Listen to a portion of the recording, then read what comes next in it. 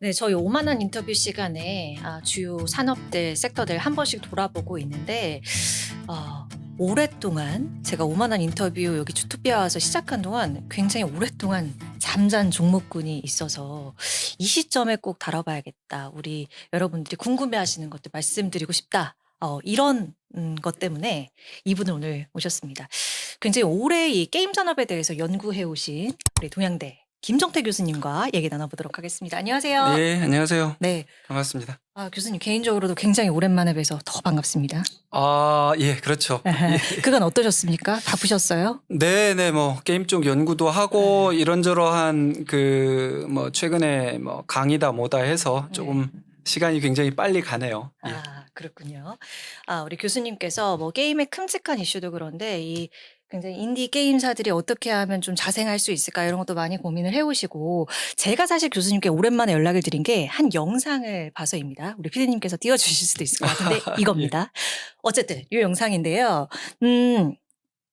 대통령님 당선 축하를 몇 개월 만에 하시면서 근데 그보다 중요한 말씀은 딴 게 있었어요. 이때 상황 좀 설명해 주세요.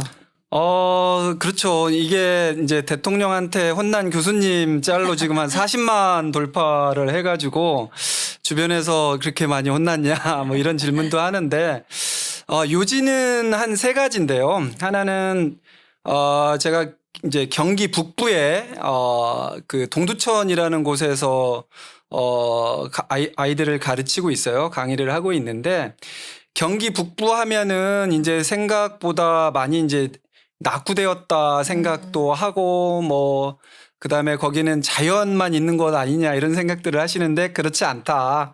이쪽에도 첨단 ICT 이런 컨텐츠 산업 같은 것들이 청년 창작자들로 하여금 굉장히 큰 일자리 창출 같은 게 도움이 될 수 있다. 이런 취지의 이제 말씀을 전하려고 했던 겁니다. 그래서 최근에 이제 인공지능 그 AI가 굉장히 큰 화두로 떠오르지 않습니까? 근데 보면은 이제 커다란 데이터 센터만을 생각을 하는데 그러지 말고 게임을 포함한 컨텐츠 특화 이제 데이터 센터 그런 거를 우리는 이제 EDC라고 해요. 엣지 데이터 센터라고 하거든요. 엣지 데이터 센터 구축하기에는 최적의 준비들이 잘 되어 있으니 동두천하고 뭐 연천 인근이라든지 이런 곳에 콘텐츠 특화 EDC를 잘 구축하면 상당히 큰 도움이 되지 않겠나 그래서 제안을 드렸던 거고요. 네.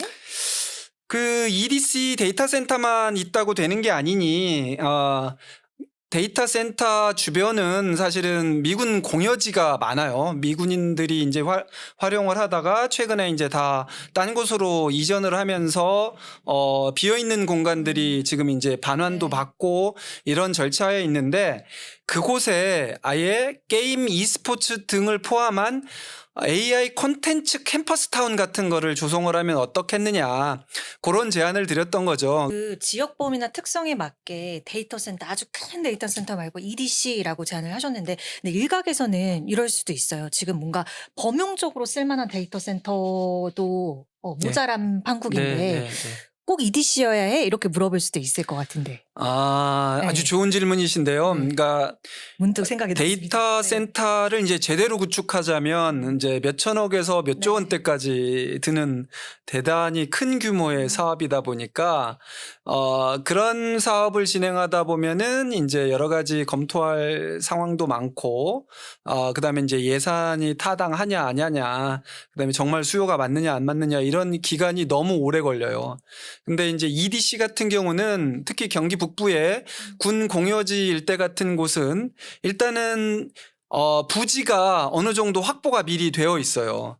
근데 이제 대형 데이터 센터 같은 경우는 그 부지 확보에만 사실은 상당히 큰 비용과 지역민들과의 갈등 같은 것도 있을 수 있어요. 그래서 EDC는 작게는 뭐 수백억 단위부터 시작을 할 수가 있습니다. 그리고 말씀드린 것처럼 군 공여지 같은 곳을 잘만 활용을 하면 충분히 가능하다. 그리고 하필 왜 컨텐츠 특화냐? 지금 이제 소버린 AI 시대를 우리가 이제 준비를 하고 있는데 네. 피지컬 AI도 물론 중요합니다. 뭐 제조업이라든지 여러 가지 공장 자동화 이런 쪽도 필요하지만 네. AI로 가장 큰 가시적인 성과를 낼 수 있는 거는 컨텐츠들이에요. 영상 컨텐츠들이라든지 애니메이션 컨텐츠들이라든지 뭐 게임 포함해서요. 이런 컨텐츠들은 사실은 젊은 학생들이 조금만 노력을 하면 물론 위에 이제 뭐 멘토 선생님이나 전문 교육 선생님들이 같이 있으면 되게 좋겠죠. 그렇다고 하면은 상당히 빠른 속도로 결과물을 낼 수도 있고 실제로 최근에 이제 버튜버라고 해서 버추얼 아이돌 같은 것들도 있지 않습니까? 그런 거라든지 아니면 유튜브를 아예 AI로 제대로 인공지능으로 만들어서 뭐 미드저니를 포함한 여러 가지 영상 클립 그 에이전트들이 많이 있거든요. 최근에 한 3만 개까지 나왔다고 할 정도니까 그런 것들을 학생들이나 젊은 창작들이 하나하나씩 하다 보면은 굉장히 시간도 많이 걸리고 본인들이 지칠 수도 있는데 이런 것들을 체계적으로 아카이빙해서 관리를 해준다든지 아니면 거기에 좀 전문가 선생님들이 함께 그 EDC에다가 어떤 그 여러 모듈화라든지 파이프라인 같은 걸 잘 해준다고 하면 의미가 있기 때문에 이건 그리고 시간이 굉장히 빨리 필요하다. 특히나 최근에 이제 K컬처 300조 시대를 열자고 다들 목소리 높이는데 가장 큰 성과를 낼 수 있는 쪽이 바로 컨텐츠 분야이기 때문에 그렇게 제안을 드려봤습니다. 네, 이렇게 부연을 해주셔서 저도 잘 이해를 했습니다. 우리 구독자님들도 더 잘 이해를 하셨을 거라고 믿고 우리 교수님의 제언이 꼭 성과로 닿기를 바라는 마음으로 저도 하나씩 더 질문을 드려볼게요. 그런데 이 참 콘텐츠의 한 축인 게임이 갈 길이 좀 멀어 보여요. 올해도 조금 힘들었던 것 같고 이 보릿고개가 이어지고 있는 것 같은데 내년은 올해보다 좀 나을까요? 어떻게 보세요? 결국엔 신작 아니에요? 결론만 말씀드리면 올해보다는 좀 나을 것 같아요. 그런가요? 어떤 이유 크게는 때문이죠? 두 가지, 뭐 세 가지 정도가 될 텐데 아무래도 올해 주춤했던 이유 중에 하나가 이제 확률형 아이템이라든지 게임 질병 코드 같은 이런 규제들이 발목을 잡고 있었다. 그리고 두 번째 이슈는 이제 AI 대전환이 이루어지고 있어서 각 기업들마다 저마다 인공지능 전환 시대를 준비하다 보니까 이제 구조조정과 인력 재배치 문제 이런 것들 때문에 공격적인 어떤 투자. 투자라든지 기업 활동 그다음에 게임 출시 같은 것들이 좀 애매해졌던 것 같다. 거기에 더하여 이제 새 정부가 들어서는 전후 과정이었기 때문에 이러저러한 이제 노동 관련 법들도 이제 새롭게 뭐 적용되는 것 뭐 이런 것들이 복합적으로 아마 작용이 돼서 다소 주춤했던 게 아니냐 생각이 듭니다. 신작 모멘텀은요? 그런 것들은 아주 극소한 비중이라고 봐야 되나요? 내년에는 그쵸. 올해 이제 출시하려던 컨텐츠들 게임 IP들을 내년으로 이제 2월 시키는 데는 여러 가지가 이유가 있죠. 그 중에 하나가 AI 대전환 시대에 걸맞는 컨텐츠로 업그레이드 시키다 보니까 이전에 뭐 예를 들어서 70만큼 정도 내도 충분하게 사용자들 게임 이용자들이 이해를 해줬다면 이제는 눈높이들도 더 높아진 거예요. 뭐 비근한 예론 그렇고 뭐 시나리오 부분도 그렇고 그다음에 여러 가지 이제 중간중간에 들어가는 영상 부분 같은 것들도 마찬가지이기 때문에 게임사들 입장에서는 올해는 좀 숨고르면서 요거를 더 업그레이드 해가지고 내년에 출시하면은 좀 좋지 않겠나 그런 판단을 하셨던 것 같아요. 자, 그러면 교수님, 우리 K 게임사들의 좀 경쟁력을 이번에는 알아보고 싶은데, 이 글로벌 톱 티어 하라면 이제 몇몇 기업들이 떠오르지 않습니까? 그런 기업들이랑 비교했을 때 우리나라 수준은 대체적으로 어느 정도예요? 그러니까 평가 요소 너무 다양할 텐데, 맞아요. 교수님이 중요하게 생각하시는 평가 요소가 뭔지도 궁금하고, 그에 따라서 이제 우리 기업들이 이 글로벌 몸집 큰 기업들과 비교했을 때 어떤 정도를 내비치고 있는지 이것도 여쭤볼게요. 쉽지 않은 질문인데요. 사실은 이런 게 평가의 잣대가 있다면 굉장히 좋고 연구자들은 이제 그런 없으면 그런 잣대를 만들기도 하는데 저는 한 크게 두 가지 정도로 볼 수 있을 것 같아요. 첫 번째는 이제 보편성 부분. 그러니까 글로벌 스탠다드에 맞느냐 안 맞느냐 이런 보편성. 그리고 두 번째는 이제 특수성. 이렇게만 오늘은 아마 말씀드려도 시간이 굉장히 많이 들어갈 것 같긴 한데요. 보편성과 특수성은 약간 상반된 개념 아니에요? 이면서도 굉장히 또 그래요? 예. 서로 이제 매칭이 되는 건데요. 네, 제가 들어볼게요, 설명. 예. 결론적으로 답변 드린다면 우리 대한민국의 게임 개발 기술의 수준은 최정상급이라고 얘기하기엔 조금 애매한 구석은 있지만 그래 티어로 말한다면 뭐 1.5에서 2티어 정도, 2티어 정도 그렇군요. 예, 그 정도라고는 보여져요. 왜 골드 정도는 되겠네요. 골드 정도. 예. 플래티넘은 안 되고. 그렇죠. 굳이 이제 그 얘기를 드리는 게 예. 콘솔 게임이나 아케이드 게임 쪽에 대한 노하우 같은 게 축적이 지금 좀 잘 안 되고 있어요. 뭐 아시다시피 아케이드 게임 쪽은 뭐 이러저런 이유로 지금 거의 매출 규모 자체가 산정하기 민망할 정도의 수준으로 뭐 2%, 3%, 5%도 안 되는 거고 예. 콘솔 게임 플랫폼 자체도 많이 잡아봐야 5%에서 10% 정도이기 때문에 나머지는 모바일과 온라인의 PC 패키지 게임 쪽에 PC 온라인 게임 쪽에 치중이 되어 있기 때문에 그래서 탑 티어로 다이아몬드까지 뭐 플래티넘까지 올리기에는 좀 어렵지 않나 이런 생각이 들고요. 예. 그래서 이제 보편성 측면에서 이야기를 드린다면 이제 같이 이어지는 맥락인데 글로벌 스탠다드에는 이렇게 이제 전통 4대 플랫폼이 있습니다. 그래서 PC 플랫폼이 있고요. 그다음에 모바일 플랫폼이 있고 네. 콘솔 플랫폼, 아케이드 플랫폼이 있는데 우리는 PC 플랫폼하고 이 모바일 플랫폼에만 이제 7, 80% 이상이 이제 자리를 잡고 있기 때문에 플랫폼의 양극화가 너무 크다. 이게 사실은 우리 한국의 어떤 게임사들이 가지고 있는 문제점이라면 문제점이고 한계라면 한계. 그럼에도 불구하고 최근에는 이제 글로벌에서 통하는 게임들이 좀 나오기는 했어요. 그러니까 콘솔이나 아케이드는 좀 약하긴 하지만 PC에서 이제 PC 플랫폼에서 나오는 게임들 중에 배틀그라운드라는 그런 이제 걸출한 FPS 게임 에피소드들이 이제 계속 나와서 전 세계에 아주 특히 이제 인도 같은 경우는 국민 게임으로 성장하는 이런 기염을 통하고 있죠. 예. 이 밖에도 콘솔이 좀 약하긴 합니다만 뭐 니케라든지 피해 거짓 그다음에 뭐 여러 검은 사막 같은 그런 서구권 콘솔 시장에서도 이른바 알아주는 먹히는 게임들이 좀 나오고 있어서 기술력에 있어서는 상당한 수준에 있다. 다만 이제 여러 제도적이라든지 아니면 게이머들의 어떤 이용 그 퍼센테이지 이런 분 때문에 우리 게임사들이 콘솔 게임에 어떤 좀 집중하기는 조금 아직까지도 좀 어려운 상황이 아니냐 이런 생각이 들고요. 예.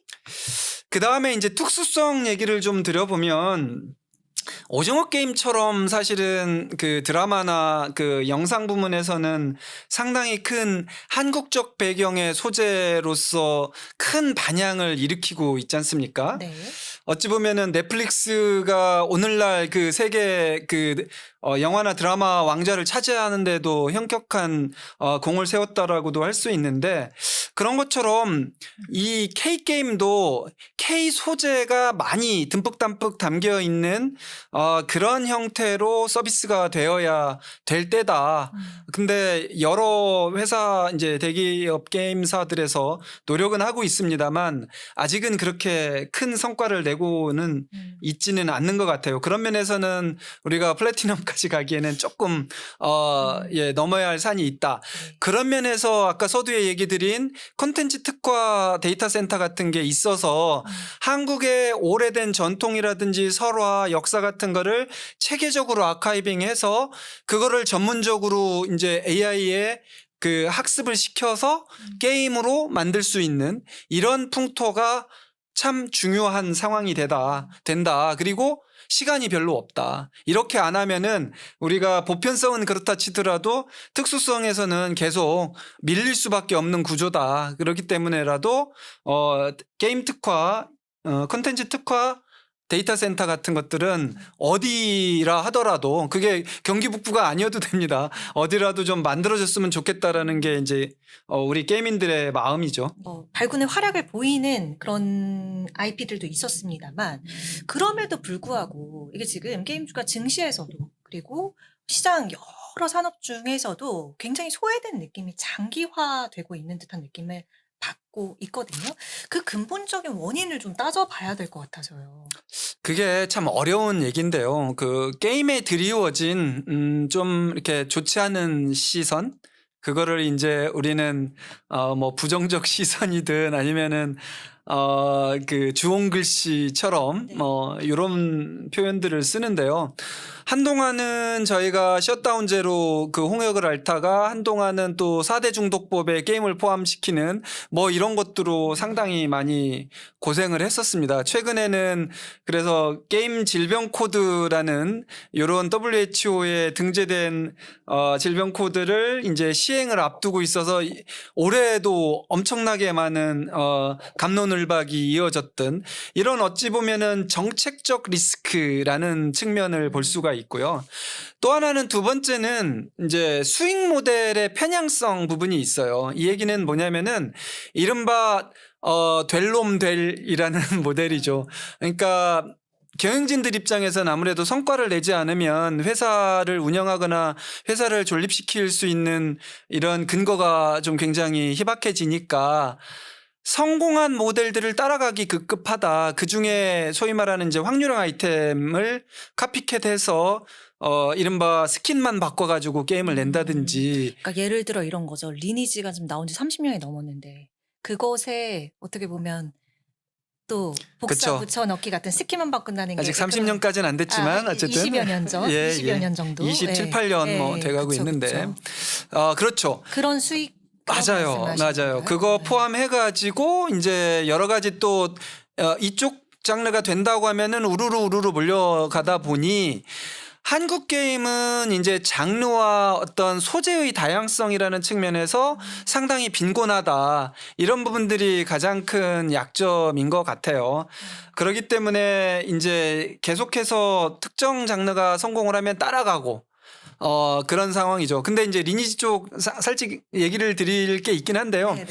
리니지처럼 제대로 만드는 것도 사실은 굉장히 큰 어려움이 있습니다. 그럼에도 불구하고 리니지 라이크 장르를 이제 굉장히 안 좋게 생각들도 하지만 실제로 리니지 라이크류의 게임들을 제대로만 서비스할 수 있으면 어느 정도 상당한 성과를 거두는 것도 사실이에요. 그럼요. 사실 이 리니지가 어떻게 보면 그러니까 안 좋은 면에서 뭐 부각이 되기도 했지만 우리 게임사에 아주 한 획을 그렇죠, 그은 것을 그렇죠. 무시는 할 수 없으니까 그런 맞습니다. 측면에서 교수님께서 네. 말씀해 주시는 것 그래서 같아요. 그런 면에서 이렇게 두 가지죠. 정책적으로 요 리스크가 있고 수익 모델이 좀 편향되어 있다.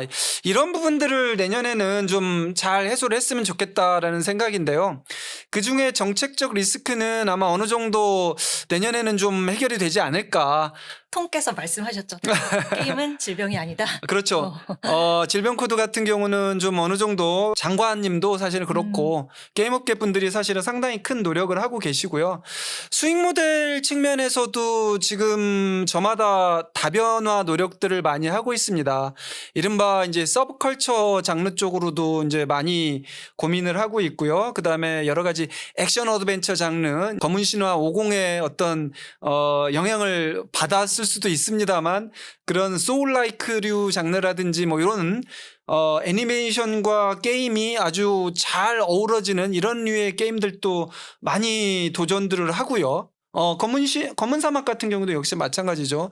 그렇기 때문에 어찌 보면은 1990년대 후반 2000년대 초반으로 다시 이제 우리가 돌아갈 수만 있다면 그때는 장르들이 상당히 다양하게 많이 나왔었거든요. 내년은 어쩌면 게이머들이 아주 굉장히 다채로운 게임들도 플레이해 볼 수 있는 기회가 많아지지 않을까 그런 기대도 해보고 이러한 작품들을 출시하는 회사한테 어떤 모멘텀이 좀 더 쏠리지 않을까 저는 그렇게 기대를 해봅니다. 오늘 교수님과 말씀 중에 교수님도 그렇고 저도 그렇고 이 확률형 아이템이라는 빼놓을 수 없는 키워드를 계속 반복해서 말씀을 드리고 있는데 이게 사실 작년부터인가 조금 더 가시적으로 이렇게 손을 보고 이 게임사들 나쁜 짓 하지 마 이런 제재들이 많이 들어갔었어요. 근데 이것 관련해서 계속 잡음이 있더라고요. 특히나 게임사 쪽에서는 그 징벌적 손해배상 너무 과도해 이렇게 이야기를 하는 입장이지요.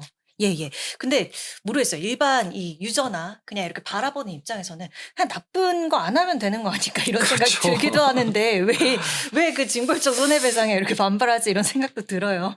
이 네. 확률형 아이템 이야기는 사실 꺼내기가 굉장히 어려운 상황인데요. 저 같은 경우는 연구자 입장에서 보면은 확률형 아이템 중에 뭐가 나쁘냐 그 부분을 먼저 따지는 게 맞다 생각이 돼요. 예. 저는 확률은 죄가 없다. 그러나 확률형 아이템이라는 미명 하에 그걸 가지고 이제 게이머들을 기만하는 행위들이 있어 왔죠. 그 부분이 잘못됐다는 점을 말씀드리고 싶어요. 그래서 정부에서도 그리고 이제 정치권에서도 소위 이제 기업들은 휴먼 에러라는 식으로 요거를 애둘러 피해 가려고는 하지만 이제는 우리가 20조 넘어서 이제 30조, 40조를 바라보는 시장 규모를 가진 성숙한 어떤 사용자 문화도 이제 고민을 해야 될 때가 됐으니 기업에서도 그에 상응하는 준비와 대응을 마련을 해야 된다는 측면에서 징벌적 손해배상에 대한 얘기를 하기에 앞서서 과연 우리의 확률형 아이템이 게이머들한테 제대로 된 어떤 예측 가능한 그런 보상 체계를 제공하고 있느냐. 그게 훨씬 더 중요하다고 생각이 되고요. 외려 정치권이나 정부에서 이 확률형 아이템에 대한 어떤 합리적 제도를 만드는 거는 외려 게임사한테도 이거는 결코 손해보는 일은 아니다. 이렇게 이해를 했으면 좋겠어요. 왜냐하면 투명한 확률형 관리를 한다고 하면 이 게임은 안전하게 내가 플레이를 할 수 있으니까 말하자면은 이 게임에서는 내가 사기당하지 않는다라는 믿음이 있다고 한다면 게임사와 게이머들 간의 신뢰 회복이 더 되는 거니까 이거를 우리가 어떤 새로운 그 반면 교사의 새로운 기회로 삼아야 되는 거지 이 부분을 너무 가혹하다라고 탓할 것만은 아니다. 전 이렇게 생각이 들어요. 그리고 게이머들도 만약에 특정 게임사들이 의도하지 않은 그러니까 당초에 고지되어 있지 않는 내용들로 확률형 아이템으로 기만을 한다든지 하는 거는 즉각 아주 열심히 센터로 신고를 한다든지 하는 그런 모니터링 체계도 좀 더 강화되면 좋겠다는 생각을 합니다. 제가 또 궁금했던 부분 AI랑 또 기타 부분을 여쭤보도록 할게요. 네. 게임 캐릭터 뭐 이게 네, 사실은 네. 뭐 서브컬처 등등 제가 뭐 정확히 정의를 알고 있는지 모르겠습니다만 여성을 네. 약간 여성의 그런 신체적인 특征 같은 거를 좀 극대화한 맞아요. 과하게 표현한 맞아요. 게임 유저들이 비율이 남성이 압도적으로 높지요.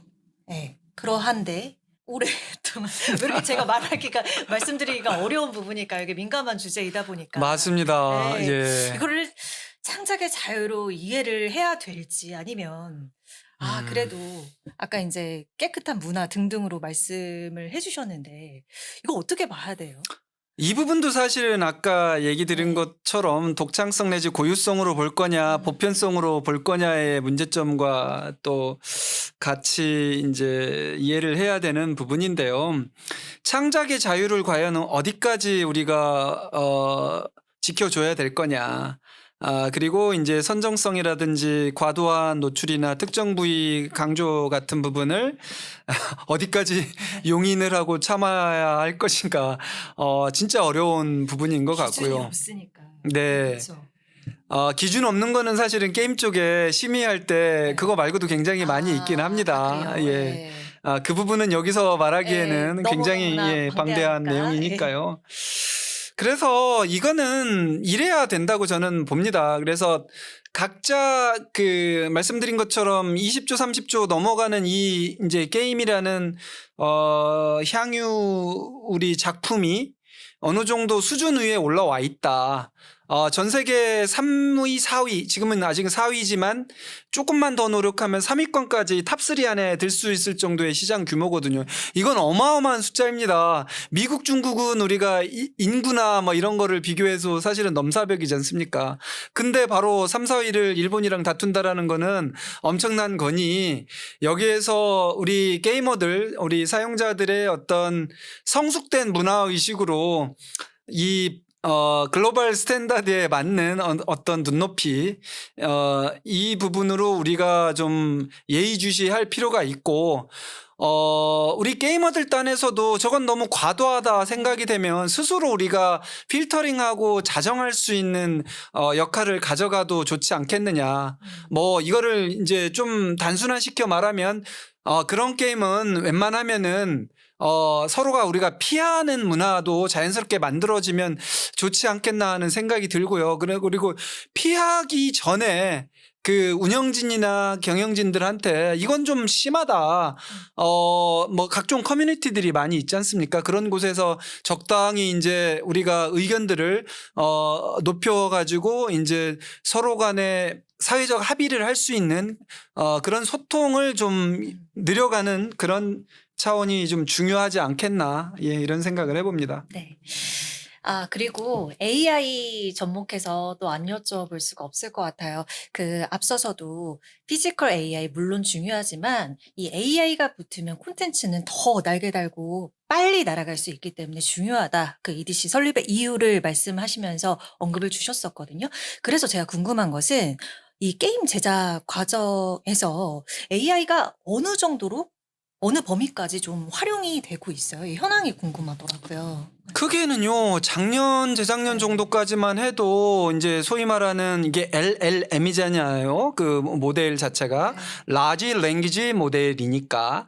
그래서 텍스트 위주의 작업들, 그러니까 게임에는 작업군, 그러니까 창작, 직군이 크게는 3개 정도가 있어요. 창작 쪽에만. 예. 이제 개발 쪽이라고도 하죠. 음. 첫 번째가 이제 기획 직군, 그 다음에 아트 직군, 테크 직군 이렇게 나눠지죠. 예. 게임에서는 기획 직군을 게임 디자인이라고 말합니다. 게임 디자인에는 세부적으로 들어가면 시나리오하고 스토리보드하고 여러 가지 이제 시스템 설계, 메커닉스 설계 뭐 이런 것들이 막 들어가는 거거든요. 소위 말해서 작년 재작년까지만 해도 게임 시나리오 정도를 이렇게 빨리 쓸 수가 있다니 했었어요. 작년까지만 해도 예. 그 정도의 근데 물론 예, 작년에도 아트 직군도 약간의 위기감을 느끼긴 했습니다만 올해 들어서 이게 엄청난 속도로 웬만한 그 초보 그 아트 창작자들, 그러니까 이른바 신입사원이나 1, 2년 차, 3, 4년 차들의 주니어 레벨의 창작자들의 잡이 없어질 정도로 이미 아트 직군에는 침투가 다 되어 있다고 보는 게 맞고요. 그다음에 테크 직군도 역시 마찬가지긴 한데 아직은 여기는 허들이 좀 남아 있긴 합니다만 이른바 이제 바이브 코딩이라는 말로 하는 코딩으로 웬만한 미니 게임들은 뚝딱 만들어낼 수 있을 정도까지 만들어져 있고요. 혹자는 그래서 나는 인디게임 개발자를 꿈꿨었는데 이제 나의 시대가 왔다 할 정도로 아주 열심히 활용하는 사람들은 그게 가능한 시대까지 와줘 버렸다. 이게 현 주소인데요. 물론 그럼에도 불구하고 마침 이제 지난주 행사에서도 이 AI 콘텐츠 전문가분들과 이 얘기를 굉장히 심도 있게 나눴었는데 깊이의 문제와 그다음에 이른바 거기에서 AI가 미처 파악하지 못하는 부분을 컨트롤해주고 방향을 설정해주고 하는 거는 결국 사람의 몫이고 그런 정도의 개발자들을 우리는 이제 풀스택 개발자들이죠. 이러다가 풀스택 개발자만 남고 그 밑에 분들은 어떻게 되는 거냐 이런 얘기들도 분명히 남았고 신중론자들 입장에서는 그렇게 다 구조조정을 하든 다 이른바 해고를 하다가 자칫 AI 모델 자체에 큰 어떤 변화나 위기가 올 경우에는 어떻게 대응할 거냐 이런 회의론자들도 있습니다. 저도 어떤 면에서는 약간은 좀 신중론자에 가깝긴 합니다. 그래서 외려 무턱대고 AI가 기술이 그렇게 좋아졌다고 해서 주니어 레벨을 계속 안 뽑고 있던 사람들 내보낼 게 아니라 그분들을 재교육을 잘 시켜가지고 어느 정도 수준 위까지 올려놓는다면 하나 만들 게임을 2개, 3개 만들 수 있지 않느냐. 그런 전력으로 가시는 게 맞지 않겠나. 저는 그렇게 제안을 드리고 싶습니다. 올해보다는 내년이 게임 산업 그래도 나을 거다 이렇게 전망을 해주셨어요. 네. 교수님께 이런 질문을 드려도 될지 모르겠지만 이렇게 우리 기업들 딱 바라보셨을 때 이 기업의 좀 행보가 좀 주목이 된다. 좀 예, 예. 특징적으로 좀 보여지는 게 있다. 뭐 이런 곳이 있을까 해서요.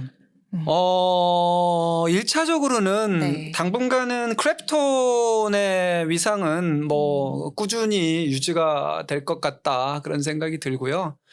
그 다음에 전통 게임의 명가 넥슨도 역시 내년에는 더 큰 성과를 내지 않을까 이런 생각도 해보고요. 그리고 이제 더불어서 NC가 올해는 좀 많이 고생을 했죠. 그래서 내년에는 좀 더 의미 있는 성과들이 나지 않겠나 이런 생각들도 해보고요. 그 밖에 이제 중소 게임사들 중에는 중소 게임사는 아니죠. 중견 게임사들이죠. 시프트업 같은 회사도 이제 후속작들 계속 준비하고 그다음에 서브컬처에 대한 어떤 그 수요가 계속 늘고 있어서 그 부분 역시 한번 생각을 해봐야 될 것 같고 뭐 펄어비스도 뭐 검은 사막 이후에 또 의미 있는 성과들을 계속 예고를 하기 때문에 붉은 사막도 이제 나오지 않겠습니까? 뭐 라든가 카카오 게임즈 역시도 내년에는 올해 부진을 좀 만회할 수 있지 않을까. 카카오 게임즈도 어찌 보면은 이제 올해 출시할 게임들을 내년으로 많이 이월을 시켰거든요. 그리고 정통 퍼블리싱 명가답게 저력은 전 충분히 있다고 생각이 됩니다. 네. 교수님 지금 말씀해 주신 분 6가지거든요. 그럼 한 가지씩 제가 그냥 짧게만 여쭤봐요. 크래프톤은 무엇 때문? 이렇게 제가 한번 딱딱딱 한번 여쭤볼게요. 크래프톤은 뭐 어떤 것 때문에? 크랩톤 같은 경우는 이제 배틀그라운드가 롱런을 하고 있고 네. 그게 특정 IP 하나의 연장 아니냐, 우려먹기가 아니냐라고 생각하는데 그렇게 접근하시면 안 되고요. 네. 크래프톤 같은 경우는 매번 에피소드 나올 때마다 새로운 게임이 하나씩 나오는 거다라고 이해를 해주시면 시청자 여러분들께서 좋은 선택을 하실 수 있을 것 같다. 그 밖에 이제 인조이 같은 경우도 이제 글로벌 서비스나 이런 게 확대가 되면 크래프톤의 주가 부양에 도움이 될 거고 여타의 후속 IP들도 많이 있습니다. 몇 년간 그 장착해놨던 IP 준비된 게임들이 이제 속속 아마 내년에 선보일 것 같다는 생각이 들어서 추천을 크래프톤을 제일 먼저 해봤던 겁니다. 네. 넥슨과 MC 소프트도 마찬가지인가요? 넥슨은 뭐 말할 필요도 없을 것 같고요. 넥슨은 말하지 않아도 뭐 4조 원 이상 올해도 아마 매출을 낼 것 같고요. 일본이나 아시아권에서 더더욱 인기가 더 늘어나고 있고요. 그다음에 K컬처의 전 세계 확산이 예사롭지가 않습니다. 뭐 언론에서 지켜보셨겠지만 헐리우드 탑스타들이 그냥 아무 일정 없어도 한국에 와서 홍대를 거닌다든지 성수동 깜짝 등장을 해서 막 일반인들한테 사진 찍히듯이 이거는 시작이다. 그렇기 때문에 전통적으로 이제 넥슨은 전 세계 100군데 이상의 수출을 해 왔거든요. 많게는 한 뭐 150군데, 200군데 가까이 수출을 해 왔기 때문에 기존 수출 그 루트로서뿐만 아니라 특히 저는 중국 시장을 좀 겨냥을 하는 행보를 좀 예의주시해야 된다. 넥슨의 던파 같은 게임들 중국에서 엄청난 성과를 거두고 있고 후속 게임들이나 여타의 예전 서비스 됐던 것들도 엄청난 성과가 계속 날 수가 있기 때문에 넥슨은 여전히 효자 종목이 될 거다라고 추천을 드립니다. 교수님이 시프트업과 카카오 게임즈는 그 요소를 항목을 설명해 주셨기 때문에 제가 더 추가적으로 말씀 안 드리도록 NC 말씀을 좀 드리는 게 나을 네, 것 NC 같은데 주세요.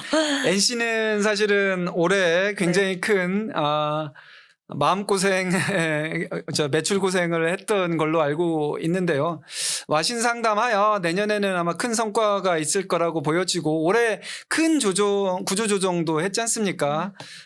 그리고 이제 NC는 또 AI 분야에 또 특별한 또 기술 노하우가 있기 때문에 아마 향후에 서비스되는 게임들을 NC에서 잘 AI 서비스랑 연계된 서비스를 충분히 낼 수 있는 그런 저력이 있다 생각이 되고, 그다음에 구조 조정을 했기 때문에 몸집이 굉장히 이제 효율화되어 있다. 그렇기 때문에 여러 가지 이제 주가 부양의 준비는 많이 되어 있다. 이런 생각이 들어서 NC도 추천을 해봅니다. 네.